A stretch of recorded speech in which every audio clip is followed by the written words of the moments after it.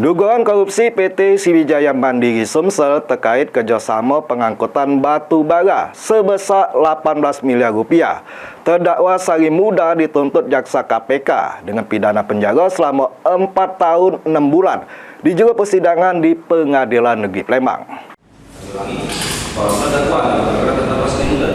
Sidang dugaan korupsi PT Sriwijaya Mandiri Sumsel terkait kerjasama pengangkutan batu bara sebesar 18 miliar rupiah yang ngejerat terdakwa Sari Muda, ini jalani sidang tuntutan di Pengadilan Negeri Palembang.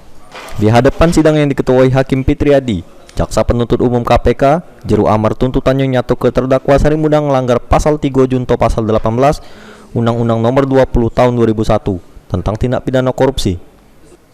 Sehingga menurut Jaksa Penuntut Umum, terbukti secara sah sama meyakinkan menyalahgunakan kewenangan juru jabatan selaku Direktur PT SMS yang rupa ke BUMD milik Pemprov Sumsel. Terdakwa Sari Muda dituntut pidana selama 4 tahun dan 6 bulan penjara. Sama pidana denda sebesar 100 juta rupiah, subsidi 3 bulan penjara.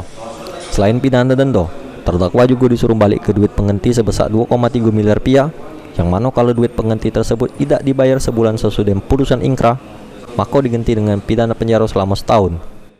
2. Menjatuhkan pidana terhadap terdakwa berupa pidana penjara selama 4 tahun dan 6 bulan dikurangi selama terdakwa berada dalam tahanan, dan pidana denda sebesar 100 juta rupiah dengan ketentuan apabila denda tersebut tidak dibayar diganti dengan pidana kurungan selama 3 bulan dengan perintah supaya terdakwa tetap ditahan. 3.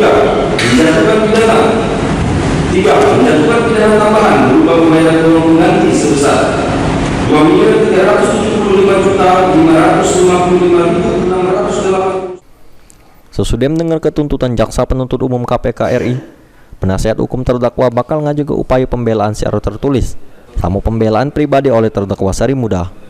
Lutfi, PAL TV.